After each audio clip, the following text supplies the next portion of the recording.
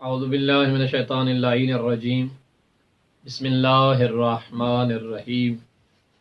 اللہم صلی علی محمد وآل محمد وعجل فرجہم۔ ناظرین محترم، سامعین گرامی قدر، السلام علیکم ورحمۃ اللہ وبرکاتہ۔ تحفہ یا علی مدد علیہ الصلاۃ والسلام۔ ناظرین محترم، سلسلہ گفتگو تاریخ العلماء تشیع میں جاری و ساری تھی، اور ہم اس سلسلہ وار گفتگو میں غیبت صغرا سے پہلے کے علماء فقہا، غیبت صغرا میں بالخصوص وہ 4 نائبین امام زمانہ کے اوپر گفتگو کر چکے، اور 16 اقساط پہ مبنی یہ ہماری گفتگو یوٹیوب کے اوپر موجود ہے۔ اگر لوگ استفادہ کرنا چاہیں، مذہب شیعہ کے علماء کو جاننا چاہیں، تو انہیں اس سے ضرور استفادہ کرنا چاہیے۔ اور غیبت صغرا میں لکھی جانے والی شیعہ مذہب کی سب سے پہلی بڑی کتاب، کہ جس کے بعد احادیث کی کوئی بڑی کتاب نہیں لکھی گئی، جتنی بھی بعد میں لکھی جانے والی کتابیں ہیں وہ دوسرے، تیسرے اور چوتھے نمبر پہ آتی ہیں، لیکن پہلے نمبر پہ آنے والی کتاب اصول الکافی ہی ہے، جو کہ مرحوم شیخ کلینی رضوان اللہ تعالی علیہ کی لکھی ہوئی ہے۔ جناب شیخ کلینی کی زندگی پہ ہم مکمل گفتگو کر چکے ہیں، اور یقیناً ہمیں علماء کی حیات کا جو ہے وہ ادراک ہے ہی نہیں، جبکہ ہونا چاہیے تھا کہ ان بزرگان نے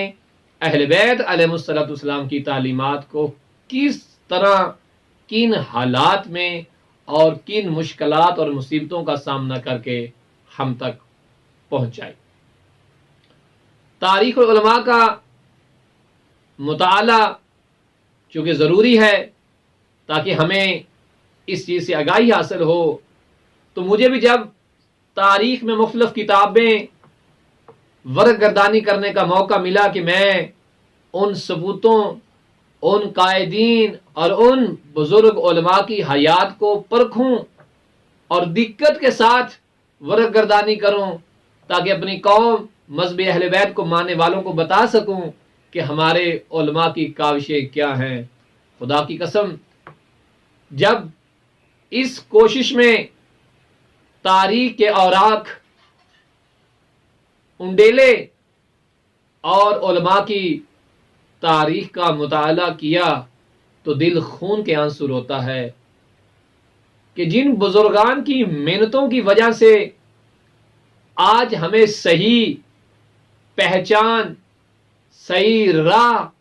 اور فقہ، بالخصوص حلال و حرام کی تعلیم نصیب ہو رہی ہے، کیسے ہیں وہ بدبخت لوگ، کیسے ہیں وہ ظالم لوگ کہ جو ملت جعفریہ کے ان بزرگ علماء کی توہین کر رہے ہیں۔ کبھی انہیں مقصر کہہ دیا جاتا ہے، کبھی بغض علی میں جلنے والا کہہ دیا جاتا ہے، جبکہ ان کے اقلام کی وہ نورانیت تاریخ میں آج بھی تشیع کا چہرہ روشن کیے ہوئے ہے۔ ایک دفعہ تاریخ کو تو پڑھا ہوتا، ایک دفعہ اپنے مذہب کی کتب کا مطالعہ تو کیا ہوتا،